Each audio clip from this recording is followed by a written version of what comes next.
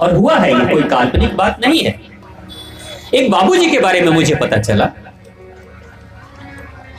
उन बाबूजी के 4 बेटे थे, बड़े अच्छे अच्छे बेटे, बहुत बढ़िया।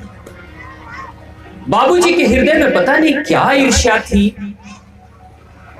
कि अगर उनके घर में कोई बाहर का गांव का बच्चा खेलते हुए चला आता था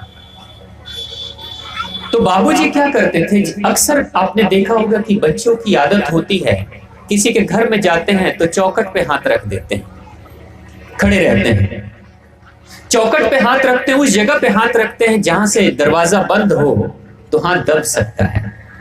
तो अक्सर घर के गांव के बच्चे आते थे उनके घर के दूसरे बच्चों के साथ खेलने के लिए, तो चौखट पे हाथ रख देते थे। बाबूजी जब देखते थे कि चौखट पे हाथ रखा है, बस धीरे से दरवाजा बंद कर देते थे बाबूजी। और बच्चे की उंगली जैसे दबती थी वो चिल्लाते हुए, कराहते हुए, कई बार तो बच्चों के हाथ से खून निकल जाता था और चिल्लाते चिल्लाते भागते थे वहां। लेकिन उसके घर वाले पूछते थे बच्चों के कि क्यों रो रहे हो, तो बच्चा यही कहता था कि उंगली दब गई, लेकिन बच्चा ये नहीं कह पाता था कि बाबूजी ने उंगली दबाई।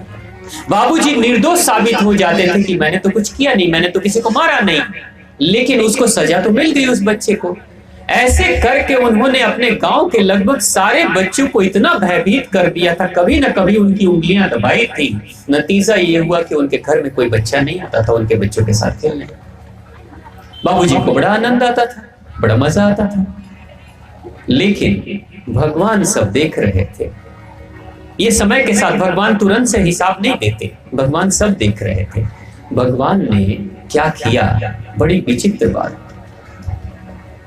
20 साल 25 साल के जब बेटे हुए, 30 साल के बेटे हुए, बारी बारी से कोई ना कोई सबको बीमारी लगी और चारों के चारों बेटे मर गए भरी जवानी में।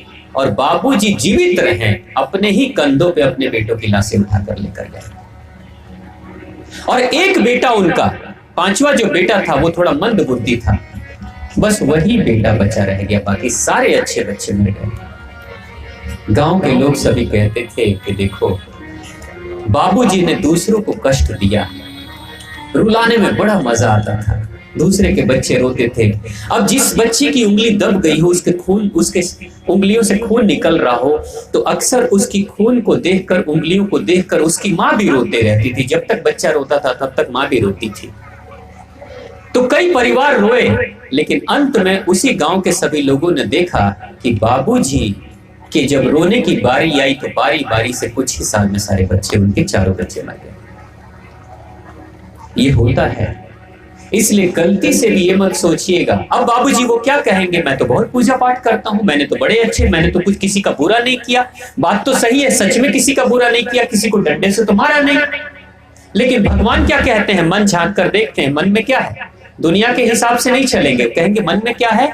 इसको कष्ट देना, दर्द देने में बड़ा आनंद आता है, ये दर्द में बड़ा आनंद महसूस करता है। तो भगवान दर्द का एक खिलौना खरीद कर ला देते हैं और कहते हैं बेटा ले दर्द, तुम्हें दर्द में आनंद आता है ना। जैसे इस दुनिया के माता पिता क्रिकेट में आनंद आता है तो क्रिकेट, और गुड़िया में आनंद आता है तो गुड़िया देते हैं, उसी तरीके से हमारे परम पिता परमेश्वर माँ भगवती भी वही देती है जिसमें हमें आनंद आता है। तो हमेशा याद रखिएगा, पूजा चाहे कितनी भी कर लीजिए, व्रत चाहे कितने भी कर लीजिए, उपवास चाहे कितने भी कर लीजिए, झांक कर देखते रहिएगा मन में क्या चल रहा है, क्योंकि भगवान यही सुनते हैं, जुबान की बात नहीं सुनते। तो प्रेम से बोली भगवान श्री राम की, माता भगवती की जय।